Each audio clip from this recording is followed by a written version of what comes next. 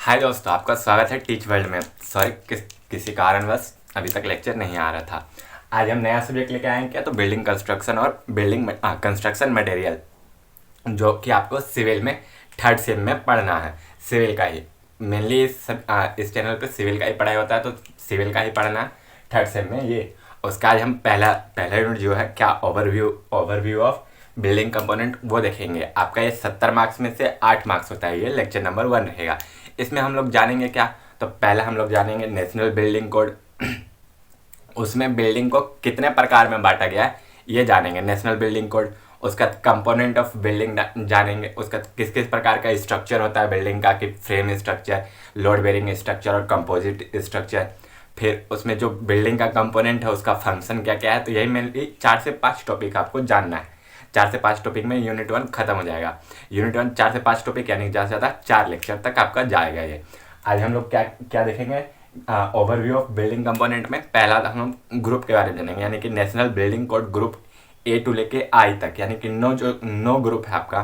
वो उन 9 ग्रुप में किस किस प्रकार के बिल्डिंग आते हैं, उसके मतलब जो भी हमारे नेशनल मतलब कि जो भी इंजीनियर्स बैठे हुए हैं ऊपर, उनके द्वारा बिल्डिंग को किन किन भागों में बांटा गया है। उससे पहले आता है बात, क्या बिल्डिंग होता क्या है। ठीक, तो बिल्डिंग क्या होता है, तो बिल्डिंग की एक रूफ यानी कि छत और दीवार से मिलकर इनक्लोज यानी बंद जो कमरा बनता है उसी को बिल्डिंग बोलते हैं। सिंपल यही होता है, यानी एक रूफ और दीवारों से बन के जो एक स्ट्रक्चर बनता है, मिलके एक स्ट्रक्चर बंधा हुआ स्ट्रक्चर बनता है, उसी को बिल्डिंग बोलते हैं, यानी कि इनक्लोज इनक्लोज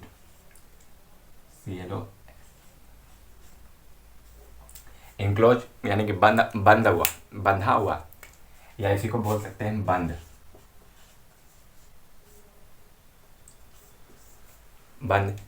वो बनता उसी को बोलते हैं क्या, स्ट्रक्चर जो बनता है उसी को बिल्डिंग बोलते हैं। यही आज हमको जानना है मेनली। वो 9 आज देखेंगे, उसका ये लेक्चर ख़त्म कर देंगे, क्योंकि ऑलरेडी 30 मिनट का हो चुका होगा। और हाँ, जिसको लग रहा था कि हम दोबारा नहीं आएंगे उसके लिए सॉरी, आपको इतना देर इंतजार करना पड़ा। तबीयत खराब चल रहा था बीच में, और फिर अपना पर्सनल काम इधर उधर जाना आना। चलिए, तब तक आप इसको हेडिंग डालिए यूनिट 1 का। मिलते हैं अभी थोड़ी देर में।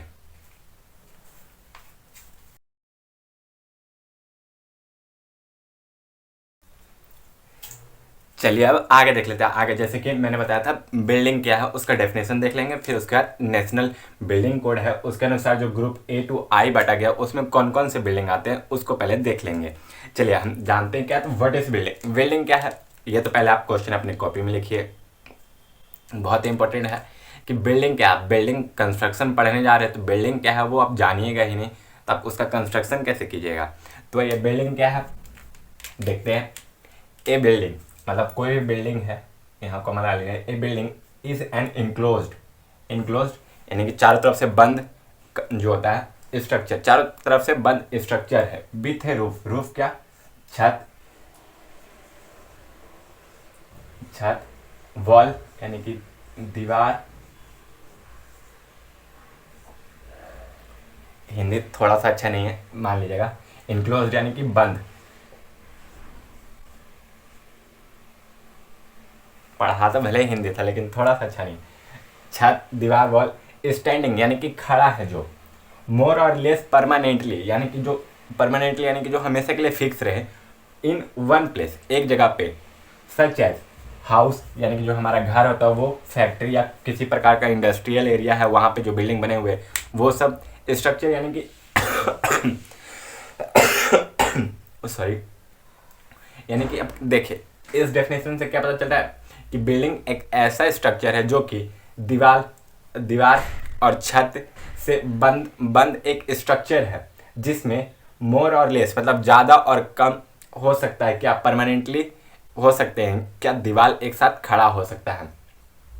वैसे में क्या क्या आ सकता है, हमारा घर आ सकता है, फैक्ट्री आ सकता है, या अगल बगल जितने भी आप इंस्टीट्यूट देखते हैं या जहाँ पे पढ़ने जा रहे हैं आप कॉलेज में, वो चीज़ सब कुछ किसके अंदर आ रहा है, तो सब कुछ आ रहा है आपके बिल्डिंग के अंदर। बिल्डिंग क्या है, अब यहाँ से सिंपली समझ गए होंगे कि बिल्डिंग एक ऐसा स्ट्रक्चर है जिसमें वो दीवार चारों तरफ जो दीवार होते हैं वो उनको, उस दीवार में कोई भी आप खिड़की नहीं है, ना ही कोई ये गेट है, वो हटा के और छत, इन दोनों को मिला के, दीवार और छत को मिला के जो बंद कमरा जो बनता है, बंद जो स्ट्रक्चर बन रहा है, हम उसी को बिल्डिंग बोलते हैं इंजीनियरिंग भाषा में। हाँ, वो बाद में दरवाजा खिड़की सब जोड़ना अलग चीज़ है। देखिए नेशनल बिल्डिंग कोड के अनुसार, जो भी नेशनल बिल्डिंग कोड है जो भी हमारे इंजीनियर्स दिए थे, वो कब आया था?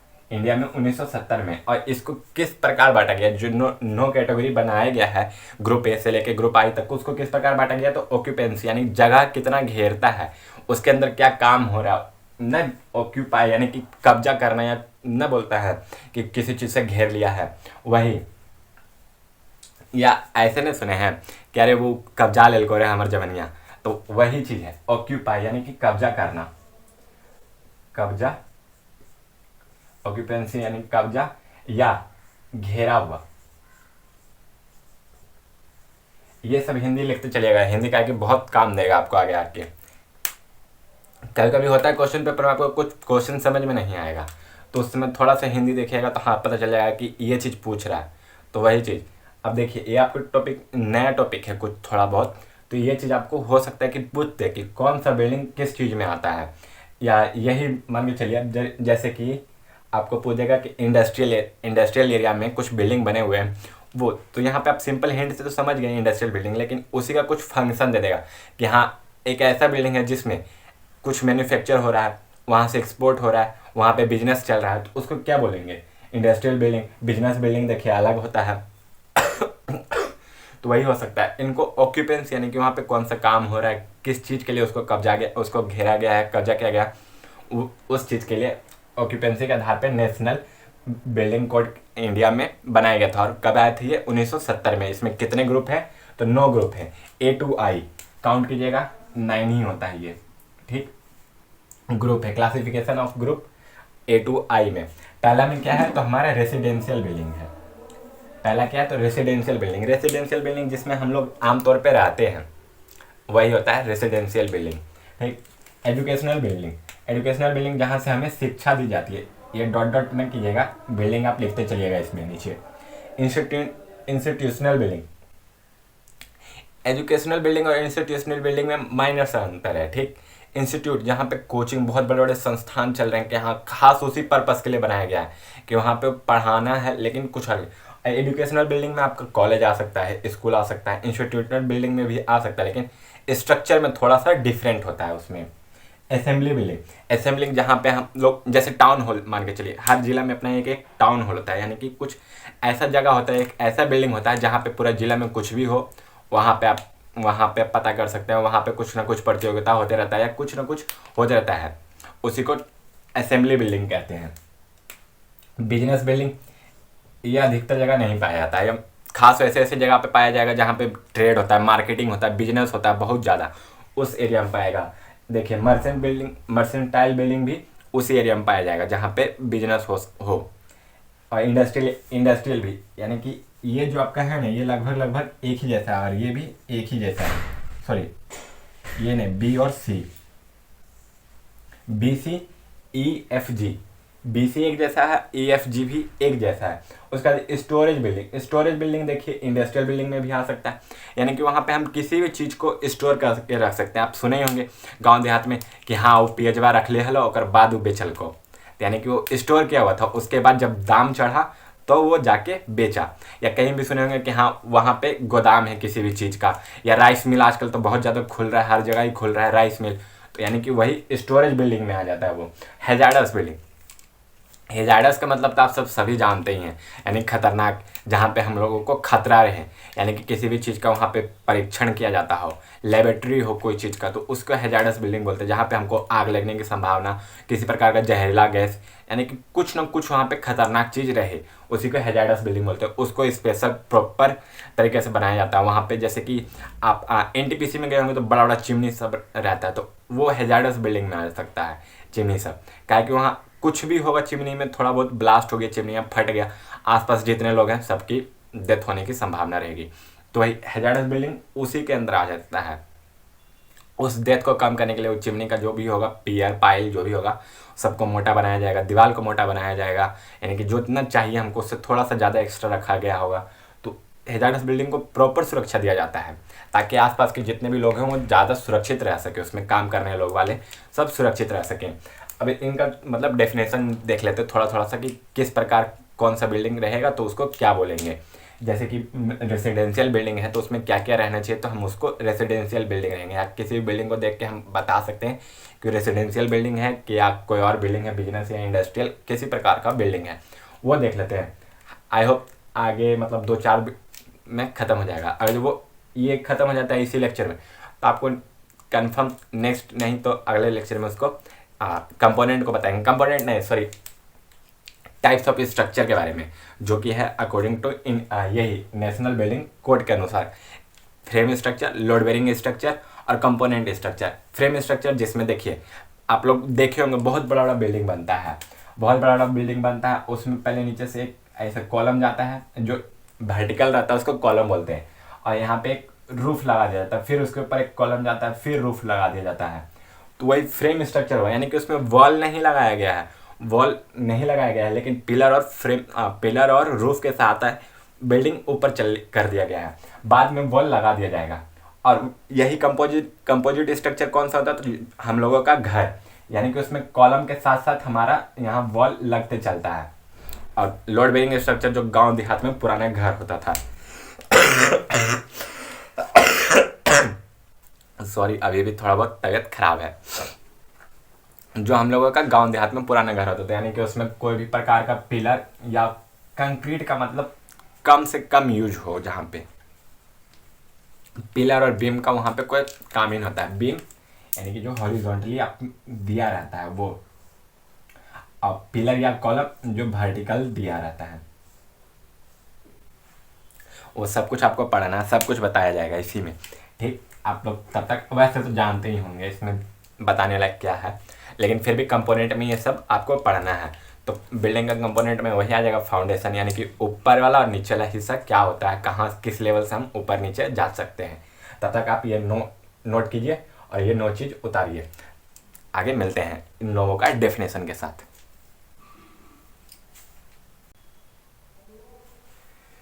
चलिए दोस्तों आप देख लेते हैं क्या रेसिडेंशियल बिल्डिंग के बारे में। रेसिडेंशियल बिल्डिंग यानी कि ग्रुप ए के बिल्डिंग, जो भी ग्रुप ए में बिल्डिंग आते हैं वो कौन से होते हैं। रेसिडेंस का मतलब होता है रहना। क्या होता है रेसिडेंस का मतलब, यानी कि ये जो लिख रहे हैं हम,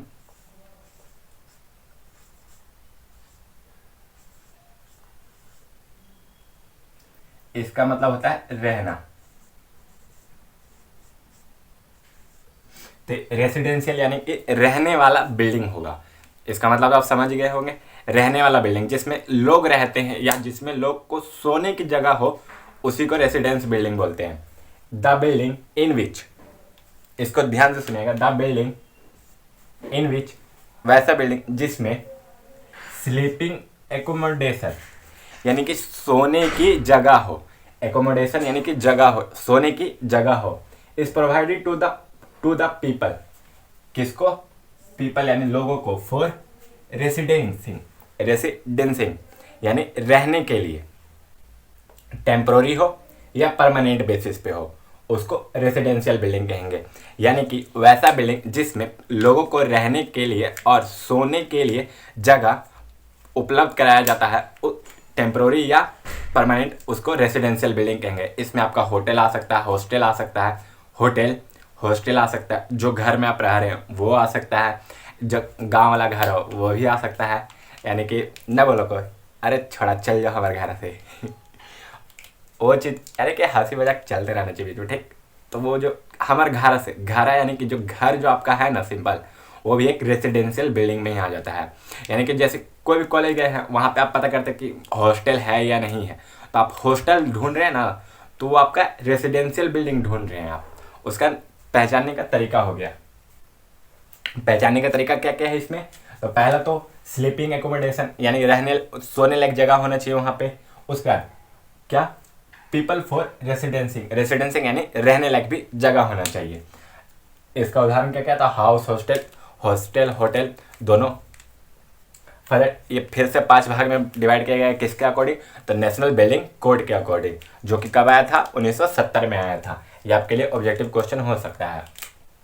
इसमें देखिए क्या है, फ्लैट यानी कि एक जो बना हुआ रहता है, आप सब सुने ही होंगे 2 BHK यानी कि 2 कमरों का, एक बाथरूम, एक किचन, जो भी होता वही 2 कमरों का एक छोटा सा फ्लैट।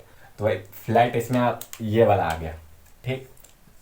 वो वाला फ्लैट मत समझिएगा जिसमें कोई भी लड़का एक लड़की पे फ्लैट हो जाता है, वो वाला फ्लैट नहीं। फ्लैट यानी कि जहाँ पे लोग रहते हैं, जहाँ पे लोगों को सोने की जगह प्रोवाइड यानी कमरा प्रोवाइड किया जाता है। होटल होटल्स में देखिए, फ्लैट तो आप परमानेंटली खरीद सकते हैं या टेम्प्रोरी भी हो सकता है कि हाँ वहाँ पे गए रेंट दे के रह रहे हैं। होटल में भी आप जाते हैं, कोई कमरा बुक करते हैं तो वही हो सकता है। अभी तो सबसे अच्छा उदाहरण चल रहा है, छोड़िए नहीं बोल सकते हैं, डॉर्मेट्रीज यानी कि जहाँ पे आप सोने की जगह प्रोवाइड है आपको लेकिन रहने की जगह नहीं प्रोवाइड है, वही छोटा मोटा एरिया होता है डॉर्मेट्रीज। लोडिंग हाउस यानी कि जहाँ पे आप छुट्टियों में जाने की ज़्यादा संभावना रहती है। फैमिली प्राइवेट ड्वेलिंग यानी कि वहाँ पे भी आप छुट्टियों में वहाँ पे भी जा सकते हैं। विला बोलते हैं ना, वही होता है विला, जहाँ पे एक बहुत शानदार मकान बना हुआ है। अरे सबका सपना होता है, छोड़िए ना। क्या नहीं दिख रहा आप लोगों को? रुके तो। ओ हाँ, हाँ मतलब जो भी प्राइवेट विला होता है यानी कि जहाँ पे बड़े बड़े फिल्म स्टार देखते होंगे फिल्मों में बन रहे हैं, तो वो सब भी जितना भी बिल्डिंग आता है वो रेसिडेंशियल बिल्डिंग में आता है। देखिए आपके सामने उसका फिगर भी चल रहा होगा, रेसिडेंशियल बिल्डिंग का फिगर आपके स्क्रीन पे भी होगा।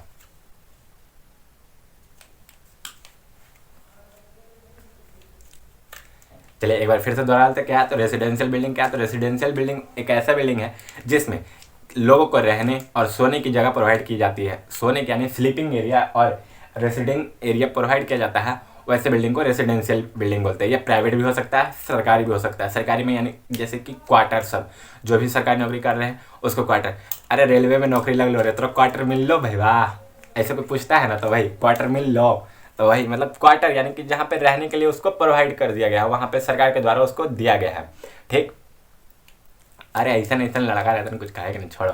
क्वार्टर क्वार्टर हाँ दिया गया है, तो वही लोडिंग एरिया भी उसी में आता है, ठीक।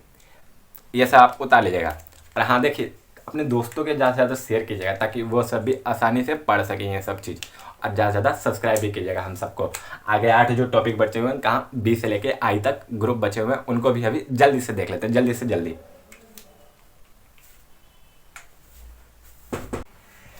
चलिए अब देख लेते हैं क्या तो एजुकेशनल बिल्डिंग, जो कि हमारा सेकंड टॉपिक था। एजुकेशनल बिल्डिंग और इंस्टीट्यूशनल बिल्डिंग और असेंबली बिल्डिंग और बिजनेस बिल्डिंग।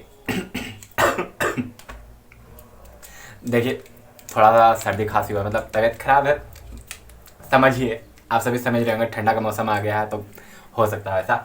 तो इन 4 को देख लेते हैं, उसका हमारा 3 टॉपिक और बचेगा। कौन कौन सा? तो ग्रुप FGHI यानी कि 4 को और बचेगा, सॉरी।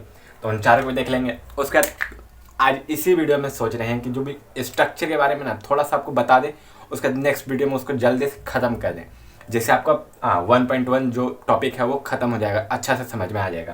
तो आज हम बिल्डिंग का क्या होता है वो देख लिए, बिल्डिंग का, फिर रेसिडेंशियल बिल्डिंग भी देखे अभी हमने। और रेसिडेंशियल बिल्डिंग में हमने क्या देखा, तो रेसिडेंशियल बिल्डिंग में देखा कि जिसमें हमको स्लीपिंग एरिया के साथ साथ रहने का एरिया प्रोवाइड हो, उसी को रेसिडेंशियल बिल्डिंग कहते हैं। उसके 5 प्रकार भी थे। अब हम देख रहे हैं क्या, तो एजुकेशनल बिल्डिंग। एजुकेशनल बिल्डिंग वैसा बिल्डिंग, जैसे कि मैंने अभी समझाते वक्त भी बोला था, एजुकेशनल बिल्डिंग उस बिल्डिंग को बोलते हैं जिसमें हम पढ़ने जाते हों। सॉरी, जिसमें हम पढ़ने जाते हो या गवर्नमेंट के द्वारा संचालित हो, जैसे हमारे स्कूल हो, कॉलेज हो, यूनिवर्सिटी हो, या कोई भी पॉलिटेक्निक कॉलेज जो हमारा है वो हो, या बीटेक का कॉलेज हो, या ग्रेजुएशन का कोई कॉलेज हो, जो भी गवर्नमेंट के द्वारा हो और जहाँ पे हम पढ़ने जा रहे हैं, वो चीज़ जहाँ से हमको एजुकेशन मिल रहा है उसको एजुकेशनल बिल्डिंग कहेंगे। उसका पर्पस जो हो रहा है उसी के नाम पे देखिए। तो क्या है, the building in which educational activity. कौन सा एक्टिविटी? एजुकेशनल एक्टिविटी, यानी कि पढ़ाई लिखाई की जो गतिविधियां हैं वो उसमें चलती हो, तो उस बिल्डिंग को एजुकेशनल बिल्डिंग कहेंगे। यानी अरे बचपन वाला याद करो हो, जब मम्मी मार मार के लतिया के हम सबको भेजती थी, कैसे नहीं जे मेरे छड़ा। हम भी मार खाए हैं, बहुत मार खाए हैं, मम्मी हमको बहुत मारी है भाई, हम अपना बता रहे हैं, अरे सबके जीवन में ये चीज़ होता है कि सबको मार पड़ता ही पड़ता है। बचपन में मार नहीं मिले तो आदमी सुधर नहीं सकता, पढ़ नहीं सकता है। हम बहुत मार खाए इस सब चीज़ के लिए। चलिए अपने टॉपिक पे आते हैं। तो क्या है, the building in which educational activity, यानी कि कौन सा, शैक्षणिक गतिविधि,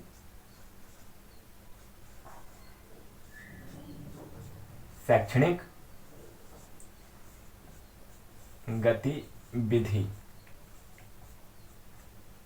होप सो पूरा आ रहा है। रुकिए एक मिनट, कैमरा में देखते हैं। हाँ आ रहा है पूरा आ रहा है। शैक्षणिक गतिविधि टेक प्लेस, जहाँ शैक्षणिक गतिविधि चलता हो, are called as educational building. उस जगह को कैसा बिल्डिंग बोलते हैं, तो एजुकेशनल बिल्डिंग बोलते हैं। जैसे कि स्कूल हो गया हमारा, स्कूल में देखिए नर्सरी से लेके यूनिवर्सिटी तक, यानी कि हम जो नर्सरी से लेके डिग्री तक, या प्राइवेट हो या सरकारी हो, इससे कोई मतलब नहीं होता है। School, college, universities, etc educational building. I hope आपको अच्छा से समझ में आ गया हो। उसका देखिए एग्जाम्पल आपके स्क्रीन पे है। वैसे इसका एग्जाम्पल तो आपको देना नहीं चाहिए, आप सब इससे बहुत अच्छा से वाकिफ हैं, काहे कि बहुत मार खाए हैं हम सब बचपन में, बेलन से, कंघी से। फॉर फन, मजाक मजाक के साथ पढ़ते चलिए।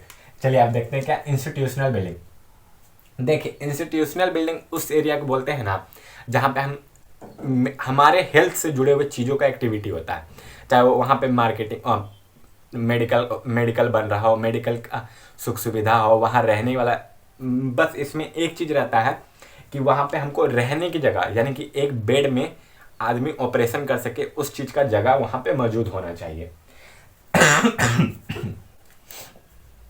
तो क्या है, द बिल्डिंग आर यूज्ड यानी उपयोग किया जाता है, are used for the purpose यानी कि जो बोलते हैं ना कि हाँ इस बिल्डिंग को इस पर्पस के लिए उपयोग किया है, यानी कि उसका जो मेन मतलब क्या बन रहा है, किस चीज़ के लिए उपयोग कर रहे हैं, वही purpose of activities related to health. देखिए हेल्थ, स्वास्थ्य, मेडिकल, दवाइयाँ, इलनेस, बुखार, बीमारियाँ, etc and also provide sleeping facility etc is called institutional building. Sleeping facility किस में भी रहना चाहिए था, रेसिडेंशियल बिल्डिंग में, लेकिन वहाँ किस लिए, रहने के लिए स्लीपिंग फैसिलिटी, लेकिन यहाँ किस लिए, हमारे हेल्थ के लिए, मेडिकल के लिए, इलनेस के लिए, उसके रिकवरी के लिए, हमारे हेल्थ का रिकवरी हो जाए उसके लिए स्लीपिंग फैसिलिटी हमको प्रोवाइड कर रहा है कोई बिल्डिंग, और वहाँ जाके हम अपने सब चीज़ को दिखा रहे हैं, उस प्रकार के बिल्डिंग को इंस्टीट्यूशनल बिल्डिंग कहेंगे। जैसे में क्या आ जाता है, हॉस्पिटल, प्राइवेट नर्सिंग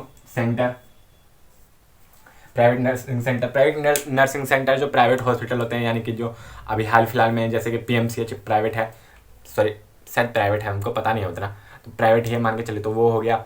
या यहीं देखिए ना सरकारी में, देखिए अभी पावपुरी में सबसे बड़ा कॉलेज खुला है, मतलब बिहार में खुला ही है, महावीर करके है, भगवान महावीर करके ऐसे कुछ है उनका नाम, उस कॉलेज का वो है, तो वही चीज़ प्राइवेट में आ जाता है और सरकारी में है वो सब बिल्डिंग किस में आ जाएगा, तो इंस्टीट्यूशनल बिल्डिंग में आ जाता है। देखिए महावीर वाला में फिर क्लास भी चलता है, ऑनलाइन पढ़ाया भी जाता है, तो वो एजुकेशनल बिल्डिंग में भी आ जाता है। फिर वहाँ से बिजनेस भी चल रहा है, यानी कि हल्का सा प्राइवेट में भी आ जाता है वो, तो वो बिजनेस बिल्डिंग में भी आ जाता है। असेंबली बिल्डिंग भी है वो, क्योंकि वहाँ के जितना भी उस जिला के डॉक्टर हैं वो वहाँ के आके मिलते हैं, इसलिए असेंबली बिल्डिंग में भी आ जाता है। एक मिनट, हाँ ठीक है, कैमरा में हमको लगा कुछ हो गया था। चलिए आप देखते हैं आगे। Assembly building, it is the type of building where people, जहाँ पे लोग फ्रॉम ऑल क्लासेस, जहाँ पे सभी क्लास के लोग, यानी कि कोई भी जाति भेदभाव का ये सब का डिफरेंस नहीं होता, गेट टुगेदर, यानी मिलना जुलना, आपस में मिलते जुलते हैं, is called assembly building. Assembly मतलब तो ये भी आप सब जानते ही हैं, असेंबली मतलब एक जगह इकट्ठा होना। जैसे ग्राउंड बचपन में होता था, घंटी बजा हो असेंबली में, चलो चलो चलो चलो, दो तरफ ड्रम बज रहा है, उधर नगाड़ा, उधर कुछ और बज रहा है, सब जाके पीटी मास्टर के तरफ, पीटी मास्टर जो बोले हाँ सावधान विश्राम, ये सब करते रहो बैठ के। होता था बचपन में, हमने भी किया, बहुत किया है। तो वही है असेंबली बिल्डिंग, यानी कि वहाँ पे देखिए वो असेंबली ग्राउंड हुआ करता था, यानी कि हम खुले जगह में इकट्ठा हो रहे थे, असेंबल हो रहे थे सब बुतरू, तो असेंबली ग्राउंड था। लेकिन कोई भी बड़े बड़े लोग एक जगह इकट्ठा हो रहे हैं तो उसको असेंबली बिल्डिंग कहेंगे। जैसे कि हमारा नवादा में हम फिलहाल बोल रहे हैं, नवादा का या लखीसराय का या नालंदा का टाउन हॉल हुआ, या आप ही के जिला का टाउन हॉल हुआ, जहाँ पे सब लोग आके मिलते हैं या किसी खास पर्पज़ के लिए मिलते हैं या किसी भी चीज़ के लिए मिलते हैं, वो हो गया असेंबली बिल्डिंग में। देखिए सिनेमा हॉल हो सकता है, सिनेमा हॉल में पर्पज़ क्या हुआ, तो सिनेमा देखने के लिए बहुत सारे लोग एक जगह आके मिल रहे हैं। फिर देखिए क्लब हो सकता है, क्लब यानी कि जहाँ पे गोल्फ खेलते हैं, ये सब क्लब हो सकता है। स्विमिंग पूल हो सकता है, स्विमिंग पूल यानी कि जहाँ पे सब लोग आके तैरते हैं अपना फिटनेस बनाए रखने के लिए, वो हो सकता है असेंबली में। तो वो सब असेंबली बिल्डिंग में आ जाता है वो सब। अब बोलेगा स्विमिंग पूल तो एक खुला है, तो बिल्डिंग में आता है, उसका रहने की जगह वहाँ पे रहता है ना वो सब, तो वही हो गया business building. The main purpose of such buildings, इस प्रकार के बिल्डिंग का मेन पर्पज क्या होता है, such building to carry out the business. इस प्रकार के बिल्डिंग का मेन पर्पज क्या होता है, तो कैरी आउट द बिजनेस, यानी कि जो भी बिजनेस उस बिल्डिंग में है उस बिजनेस ही कैरी आउट होगा। जैसे कि बड़े बड़े शहरों में होता है कि एक बिल्डिंग होता है, उसमें नीचे यस बैंक चल रहा है, बिजनेस कर रहा है यस बैंक अपना, उसके ऊपर कोई और चीज़ किसी और कंपनी का है, वो कंपनी अपना काम कर रहा है, उसके ऊपर कोई और कंपनी का है, वो अपना काम कर रहा है। देखिए बिजनेस बिल्डिंग का सबसे अच्छा उदाहरण आपको दिखाते हैं, स्क्रीन पे आपके देखिए शो हो रहा होगा। देखिए नीचे किसी और चीज़ का है, उसके ऊपर किसी और चीज़ का है, उसके ऊपर देखिए किसी और चीज़ का चल रहा है कि नहीं, बिजनेस आपस में। तो वैसे ही है बिजनेस। फिर ट्रांजेक्शन्स, वहाँ पे अलग अलग प्रकार के पैसों का ट्रांजेक्शन हो रहा है। हाँ, हम इतना पैसा दे रहे हैं, हमको ये चीज़ चाहिए, हम उतना चीज़ कर रहे हैं, ये चीज़, वो सब चीज़ों का ट्रांजेक्शन हो रहा है। कीपिंग द इम्पोर्टेंट रिकॉर्ड्स, मतलब वहाँ पे इम्पोर्टेंट रिकॉर्ड रखे जा रहे हैं, अकाउंट्स रखे जा रहे हैं। जैसे कि सिटी हॉल यानी कि वहाँ पे जितना भी जमा होता है खाता बही सब कुछ, या हॉल या मॉल भी बोल सकते हैं, सिटी मॉल, जहाँ पे देखिए चारों पट्टी आप जाइएगा तो वहाँ पे घूमने का है, पैसा आप दुकान मिलेगा बहुत सारा, तो वही मॉल हो गया एक प्रकार का बिजनेस बिल्डिंग। ठीक, वहाँ पे आपको एक से एक प्रकार का दुकान मिलेगा, वहाँ पे आपको दुकान के अलावा कुछ मिलेगा ही नहीं। सिनेमा घर भी है तो वो भी देखिए बिल्डिंग में आएगा, लेकिन वहाँ पे वो बिजनेस बिल्डिंग में घुस जाएगा। क्यों? क्योंकि सिनेमा घर उस बिल्डिंग का हिस्सा है, ये नहीं कि सिनेमा घर इकलौता है, इकलौता सिनेमा घर का बिल्डिंग रहा तो वो आ जाएगा किसमें, असेंबली बिल्डिंग में। अंतर समझिए कितना छोटा सा है। सिनेमा हॉल इकलौता है, यानी कि अकेला है वो पूरा सिनेमा हॉल, तो वो सिनेमा हॉल अकेला है तो वो आ जाएगा असेंबली बिल्डिंग में। लेकिन वो किसी के अंडर है, यानी कि उसी बिल्डिंग में कोई दुकान चल रहा है, किसी फास्ट फूड का अलग से दुकान है, तो वो देखिए उसमें अगर जो सिनेमा हॉल आ रहा है ना उस बिल्डिंग में, तो वो किस में आ जाएगा, बिजनेस बिल्डिंग में आ जाएगा। यानी कि वहाँ पे जितने भी दुकान है सब बिजनेस के पर्पज से खोले गए हैं ना, तो बिजनेस बिल्डिंग में आ जाएगा। अगर जो सिनेमा घर इकलौता होता लेकिन बिजनेस के पर्पज से भी खोला गया हो और वहाँ पे आदमी भी आ रहे, तो वो असेंबली बिल्डिंग में आ जाएगा। ठीक, डिस्पेंसरी जहाँ पे दवाइयाँ सब मिलती हो, दवाइयाँ देखिए, अब यहाँ पे आप कंफ्यूज होंगे कि दवाई मिलता है उसको मेडिकल भी कहते हैं, तो मेडिकल उसको नहीं कहते। मेडिकल देखिए एक छोटा सा नर्सिंग होम मान के चलिए, जहाँ पे एक बेड का आपको सुविधा दे रहा हो, यानी 1 से 2 बेड हो, रहने लायक हो, वहाँ पे 4 से 5 घंटे के लिए आप जाके मतलब अपना ट्रीटमेंट करा सकते हैं। ज़्यादा लंबे समय के लिए नहीं करवा सकते, वो बड़े अस्पताल में आपको रेफर कर देगा ज़्यादा लंबा समय के लिए। बड़ा अस्पताल यहाँ पे जहाँ पे बहुत सारे बेड की सुविधा हो उसको हॉस्पिटल कहेंगे, छोटा सुविधा हो तो उसको मेडिकल कहेंगे। और डिस्पेंसरीज जहाँ पे दवाई का वितरण किया जाता हो, जहाँ से दवाई का वितरण किया जाता है, यानी कि जो भी प्राइवेट मेडिकल ये सब होता है वो डिस्पेंसरीज कहलाता है। ये अब जैसे कि आप ही का कोई दोस्त बीमार पड़ा तो बोलता नहीं है पार्टनर ही हो कोई, तो भाई वाह जाके मेडिकल वाला से दवाई ले लेवन भाई, तो अरे ओके समझाइए कि मेडिकल ना हुआ है वो कोची हुआ है तो डिस्पेंसरीज हुआ हुआ, ये बतिया समझाइए जाके। देखिए एक दोस्त, मेरा ही दोस्त था, हमको भी चीज़ पता था, तो मेरा दोस्त ही था, वो ऐसी बोला हमको, ए भाई जाओ ना, अब ऐसी मतलब नाम लेके मेरा बोला कि भाई जाओ ना वहाँ से, मतलब कि बुखार लगा तो बोला जाके ले ले आओ भाई बुखार वाला दुकानिया से गोलियाँ। तो हम बोले कि आए भाई वाह मेडिकल आवाज़ से ले, मेडिकल तो बड़ी दूर है यहाँ से, तो बोला अरे चौकवे पे तो होता है, मेडिकल थोड़ी हो, डिस्पेंसरीज में है। तो बोला अरे भाई बात जा ही नहीं आए, तो हमने बोले बोल डिस्पेंसरीज लाए, तो बोला भाई बात डिस्पेंसरी से ले आओ, तो बोले कि हाँ ठीक है, अब ठीक है ला दो। तो भाई दूसरे को समझाइए, इसका इसी बहाने आपको भी रिवीजन होते रहेगा, पता चलते रहेगा, तो उसको डिस्पेंसरी कहते हैं। ठीक, हाँ, मेडिकल के नाम से धीरे धीरे प्रचलित हो गया हुआ अलग चीज़ है, लेकिन रियल मीनिंग तो डिस्पेंसरी ना होता है। हम ये चार चीज़ देख चुके हैं, अब आगे चार और बिल्डिंग के प्रकार देख लेते हैं, ग्रुप FGHI, और तब उसके बाद ये वीडियो यहाँ पे समाप्त करेंगे। और नेक्स्ट पार्ट में हम क्या देखेंगे, तो नेक्स्ट पार्ट में हम स्ट्रक्चर का टाइप देखेंगे कि मतलब किस किस प्रकार का कौन कौन सा स्ट्रक्चर होता है, frame, load bearing, frame structure, load bearing structure और कंपोजिट स्ट्रक्चर। ठीक, तब तक आप इसको नोट डाउन कीजिए, मिलते हैं अभी। चलिए दोस्तों, अब आगे वाले ग्रुप का देखते हैं, मतलब ग्रुप FGHI वाले। अभी तक हमने कौन सा ABCDEFE तक पढ़ लिया है, बचे हुए चार का देख लेते हैं। 5 पढ़ लिया, 4 जो बचा हुआ उनको देख लेते हैं। चल हुआ 5 पार्ट अब खत्म हो लो, अब 9 में से 5 को पार्ट अब खत्म हो गलो, 4 को पढ़े लगे स्टार्ट करें। चला, अब देखते हैं एफ ग्रुप यानी कि बिल्डिंग का जो हम नेशनल बिल्डिंग कोड है उसके अकॉर्डिंग 1970 में जो बना था उसके अकॉर्डिंग 9 ग्रुपों में ग्रुप ए से लेकर ग्रुप आई तक बिल्डिंग को बांटा गया था। उसमें ग्रुप ए से लेकर ग्रुप ई तक हमने पढ़ लिया। ग्रुप ए में क्या था, तो ग्रुप ए में रेसिडेंशियल बिल्डिंग था। उसमें क्या चाहिए था, तो पर्सन के रहने के लिए एरिया और उसके सोने के लिए एरिया जरूरी था उसमें, तो उसको रेसिडेंशियल बिल्डिंग कहेंगे। तो उसको फर्दर 5 ग्रुप में बांटा गया था, 1 2 3 4 5। पहला में क्या था, तो फैमिली के लिए था, फिर उसका प्राइवेट था या लोन था, वही सब, फ्लैट था, होटल था। फिर इधर क्या था, तो इधर लॉगडिगिंग था, मतलब कि वही बिला जो जिसको कहते हैं वो था।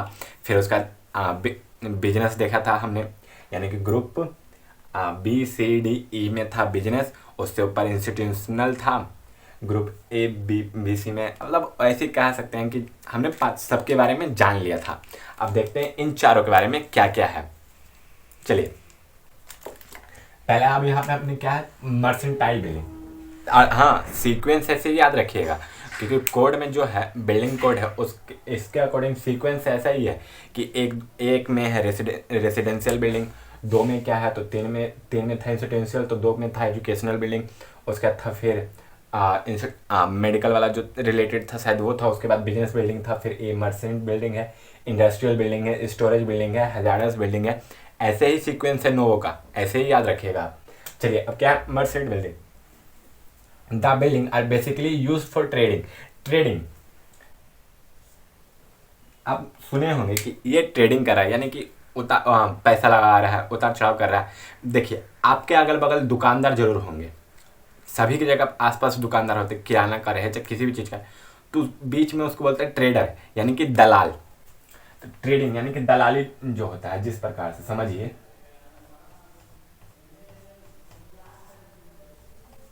अरे वो वाला दलाल नहीं कि हाँ वो ले जाके इधर बेच रहे, वो वाला नहीं। हाँ, उसका भी सेंस यही आता है, मतलब कहने का कि दलाल बीच में वो कमीशन खाने का काम करता है। ट्रेडिंग कर रहे हैं वहाँ पे हम, यानी कि उससे प्रॉफिट निकालने का कोशिश कर रहे हैं उस बिल्डिंग से।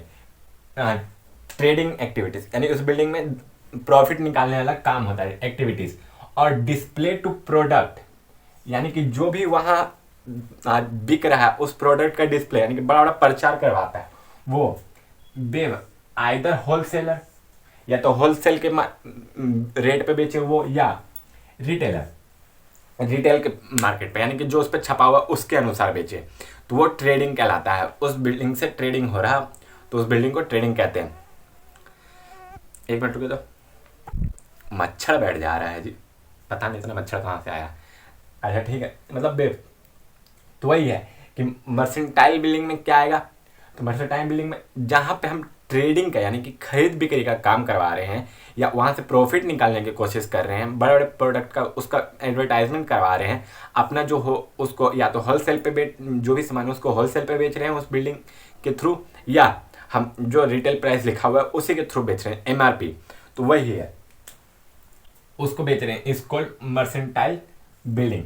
एग्जाम्पल, शॉप यानी कि दुकान, स्टोर वो भी दुकान, मार्केट कोई भी बड़ा बाजार है वहाँ पे भी देखते होंगे कि लगा हुआ है, उसको कभी कभी लोग होलसेल में कपड़ा बेच रहे होते हैं, सेल लग गया, या फिर रिटेल जो प्राइस लिखा रहता है उसके अनुसार बेच रहे होते हैं, तो वही कहलाता है मर्सेंटाइल बिल्डिंग या एरिया। इंडस्ट्रियल बिल्डिंग, देखिए इंडस्ट्रियल बिल्डिंग, हजार्डस बिल्डिंग, उसके बाद एजुकेशनल बिल्डिंग, ये इंस्टीट्यूशनल बिल्डिंग और रेसिडेंशियल बिल्डिंग, ये 4-5 जो है इसको बहुत अच्छा से याद कीजिएगा, ये सब आपके काम का चीज़ है। Industrial building, the building take place activity related to fabrication, यानी कि बनाने का काम जो होता है, असेंबली आपस में जोड़ने के काम, प्रोसेसिंग ऑफ डिफरेंट प्रोडक्ट, यानी कि उसमें अलग अलग प्रकार से दूध से मक्खन बनाया जा रहा है, दही बनाया जा रहा है, उसका अलग अलग प्रोडक्ट का, रिफाइनरी यानी कि तेल से अलग अलग चीज़ों को रिफाइन करके निकालते हैं, उसमें आ जाएगा, लेबोरेटरी यानी कि चेकअप करने वाला में आ जाएगा, या असेंबली प्लांट मतलब कि वहाँ पे बना के सब कुछ अलग अलग पार्ट को बना के जोड़ने वाले जो प्लांट होता है वो सब इंडस्ट्रियल बिल्डिंग के अंदर आ जाते हैं, वो सब प्लांट वाला। ठीक, उसके बाद स्टोरेज बिल्डिंग, स्टोरेज बिल्डिंग तो जनरली आपको मैंने बताया था वही चावल का मिल, चावल का जो आजकल बन रहा है गांव में कि हाँ राइस मिल है, वहाँ पे चावल इकट्ठा होता है, वो सब चीज़ आ जाता है। द बिल्डिंग जनरली यूज यानी उपयोग किया जाता है, जैसे कि गोडाउन हो गया, use for as a godown, warehouses जहाँ पे स्टोर किया जाता है, स्टोरेज लाइक बिल्डिंग, एग्जाम्पल में गुड स्टोरेज बिल्डिंग, गुड यानी कि सामान स्टोरेज वाला बिल्डिंग, ये सब चीज़ आ जाता है। जैसे कि आप सुने होंगे शोरूम है, कार का शोरूम है, अरे चलने भैया वहाँ पे कार के शोरूम हो, ये सब सुने हैं ना, तो वही सब चीज़ इसके अंदर आ जाता है। उसके बाद हैजार्डस बिल्डिंग क्या है, हैजार्डस बिल्डिंग खतरनाक चीज़, हैजार्डस का मतलब ही होता है कि खतरा या खतरनाक चीज़। ठीक, लाल साइन जो उपयोग होता है ना ऐसे क्रॉस वाला, डेंजरस, उसको हैजार्डस भी बोल सकते हैं आप लोग। हैजार्डस में क्या आएगा, तो the building in which storage, देखिए स्टोरेज, हैंडलिंग यानी कि रखना, हैंडलिंग यानी कि वहाँ से संभालना, प्रोसेसिंग वहाँ पे बनाने की प्रक्रिया, और मैन्युफैक्चरिंग बनाया जाता है, of material which are harmful यानी कि खतरनाक हो, टू लिविंग काइंड यानी कि जीवित सजीव के लिए वो हार्मफुल हो, has the potential to burn उसके अंदर जलने की क्षमता हो, एक्सट्रीम मतलब बहुत ज़्यादा, रैपिडली बहुत जल्दी, एंड काउज टू हार्म जिसके कारण हमें नुकसान पहुंच सकता है, लिविंग हेल्थ को, are called as hazardous building, उस प्रकार के बिल्डिंग को हजार्डस बिल्डिंग कहते हैं, यानी कि वैसा बिल्डिंग जिसके अंदर एक्सट्रीम फायर वाला कोई भी पदार्थ, हार्मफुल पदार्थ रखा हुआ हो, वो तुरंत आग पकड़ने लायक रहे, उससे मानव जीवन को खतरा रहे, तो उस बिल्डिंग को हजार्डस बिल्डिंग कहा जाता है। उसके चारों तरफ देखिए बड़ा सा बाउंड्री मार दिया जाएगा, वहाँ प्रवेश निषेध किया जाएगा, वो सब एरिया आ जाता है इसमें। एग्जाम्पल के लिए, the building in storage flammable liquid and gas, वैसा बिल्डिंग का स्टोरेज जहाँ पे फ्लेमेबल यानी कि आग लगने वाला, फ्लेमेबल यानी कि ज्वलनशील इसका होगा, ऐसे ज्वलनशील, दिख रहा है कि नहीं, देखना टूकिए तो थोड़ा बहुत दिख रहा है, लिख लीजिएगा, ज्वलनशील लिक्विड यानी कि द्रव्य और गैस रखा हुआ रहता है, उस वैसे जगह को हैजार्डस बिल्डिंग कहते हैं। ठीक, आज का लेक्चर हम लोग यहीं ख़त्म करते हैं। आज हमने क्या क्या सीखा, पहले तो हम इंट्रोडक्शन जाने कि बिल्डिंग होता क्या है। बिल्डिंग एक ऐसा स्ट्रक्चर होता है, ऐसा इंक्लोड स्ट्रक्चर होता है जिसमें रूफ और वॉल की सहायता से एक बंद कमरा बनाया जा सकता है, स्ट्रक्चर बनाया जा सकता है, उसी को बिल्डिंग कहते हैं। ठीक, उसके बाद फिर बिल्डिंग को according to national building code के आधार पे हमने 9 भागों में बांटा। कब आया था वो, 1970 में। उसका मेन टॉपिक क्या था, ऑक्यूपेंसी, मतलब किस जगह को घेर रहा है, कैसी जगह को घेर रहा है, यानी कि उसके अंदर कौन सा काम चल रहा है, इस सब चीज़ के आधार पर 9 भाग में बांटा। पहला रेसिडेंशियल बिल्डिंग, दूसरा एजुकेशनल बिल्डिंग, तीसरा आया इंस्टीट्यूशनल बिल्डिंग, चौथा आया असेंबली बिल्डिंग, पाँचवा आया बिजनेस बिल्डिंग, छठा आया आपका ये मर्सेंटाइल बिल्डिंग, सातवां आया आपका इंडस्ट्रियल बिल्डिंग, आठवां आया स्टोरेज बिल्डिंग, नौवां आया हैजार्डस बिल्डिंग। रेसिडेंशियल बिल्डिंग में क्या था, तो रेसिडेंशियल बिल्डिंग में आपको एक स्टोरेज की जगह चाहिए। ठीक, मतलब स्लीपिंग एरिया चाहिए और रेसिडेंस एरिया चाहिए, वहाँ रहने और खाने लायक एक फैमिली का लायक रह सकता है वहाँ, तो उसको रेसिडेंशियल बिल्डिंग कहा है हमने।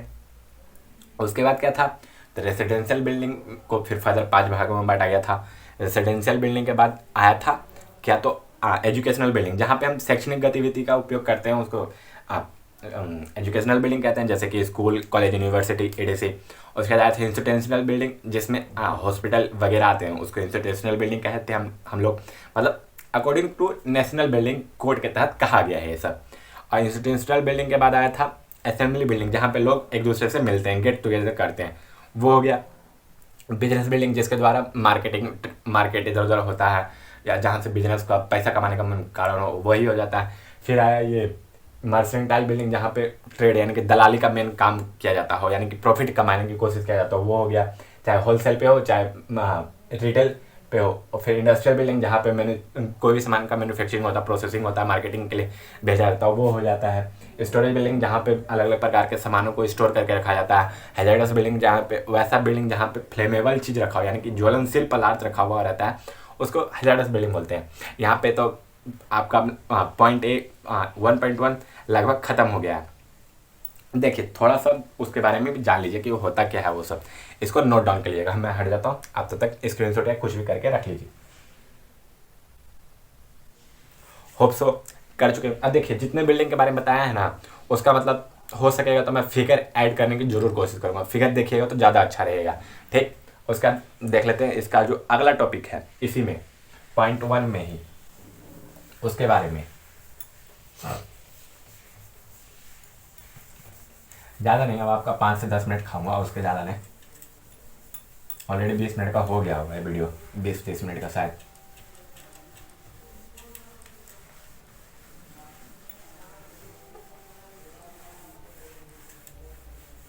देखिए इससे ज़्यादा ज़रूरत नहीं पड़ेगा। इसके बाद देखिए क्या था, मतलब क्या बताने जा रहे थे, load bearing structure. Load bearing structure में देखिए ये जो पूरा आपका ऐसा रहेगा ना,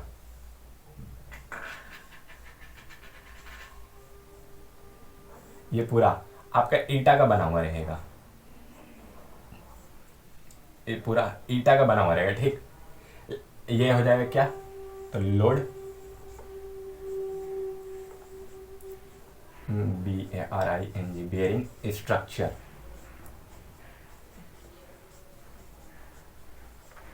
यानी कि इसमें कोई भी पिलर और बीम कॉलम ये सब कुछ नहीं होगा।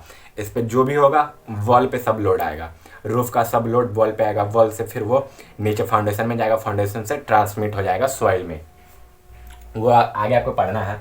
फिर देखिए ये कॉलम होगा, यहाँ पे कॉलम से ये आ जाएगा फाउंडेशन में। या ये कौन सा बिल्डिंग हो जाएगा, ये फ्रेम स्ट्रक्चर हो जाएगा। हाँ,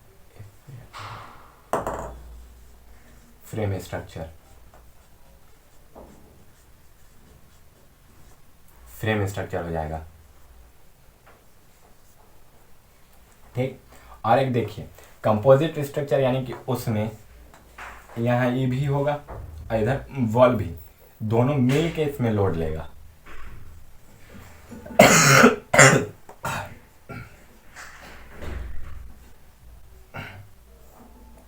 इसको बोलेंगे क्या, तो कंपोजिट।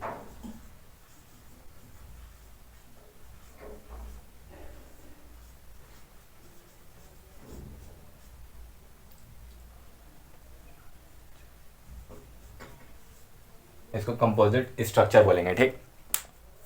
बस यही जानना है इसका, मतलब थोड़ा थोड़ा डेफिनेशन जान लेना है इसका, मेन पॉइंट क्या है क्या नहीं है, इसमें अंतर क्या क्या होता है, ये सब जान के आपका 1.1 खत्म हो जाएगा। फिर कंपोनेंट में देखिए आपको क्या क्या जानना है, तो आपको फाउंडेशन जानना है।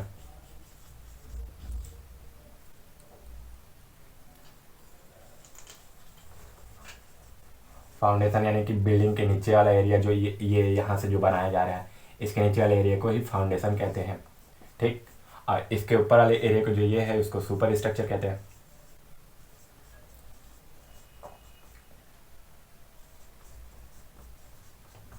इसको सुपर स्ट्रक्चर कहते हैं, और फाउंडेशन को ही सब स्ट्रक्चर कहा जाता है, सब स्ट्रक्चर लिख लीजिएगा, ठीक। अब लिखवा देंगे ऐसे तो सब स्ट्रक्चर। और ये जो यहाँ पे हम इससे डिसाइड कर रहे हैं ना कि इससे ऊपर फाउंडेशन, इससे नीचे ये, तो इसको बोला जाता है प्लिंथ, प्लिंथ लेवल।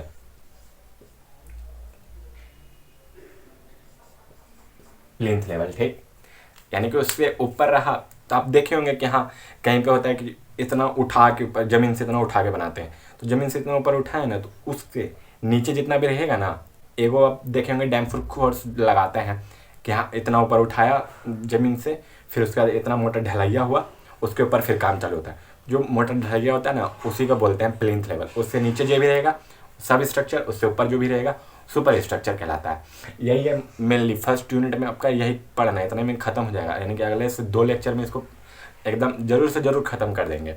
उसके बाद यूनिट सेकंड में चलेंगे। यूनिट सेकंड आपका मज़ेदार है, बहुत लंबा चलेगा, वो मज़ा आएगा उसको पढ़ने में। चलिए इस वीडियो को यहीं पे ख़त्म करते हैं। और हाँ, आप अपने दोस्तों को ज़्यादा से ज़्यादा शेयर करें ताकि ये वीडियो ज़्यादा से ज़्यादा बच्चों तक पहुँच सके। ठीक, अपने दोस्तों को ज़्यादा से ज़्यादा शेयर करें, लाइक करें, सब्सक्राइब करें, हमारे चैनल को जितना ज़्यादा से ज़्यादा हो सके फैलाएँ। इसमें देखिए अब मेरे साथ एक और जुड़े हुए टेक्नीशियन, थोड़ा सा देखिए अकेले करने में बहुत दिक्कत होता है। आपके साथ इतना मेहनत कर रहे हैं तो आप भी हमारे प्रति कुछ कीजिए। आपका सब्सक्राइब हमें ज़्यादा इंकरेज करेगा। थैंक यू कि watch teach while in Bihar.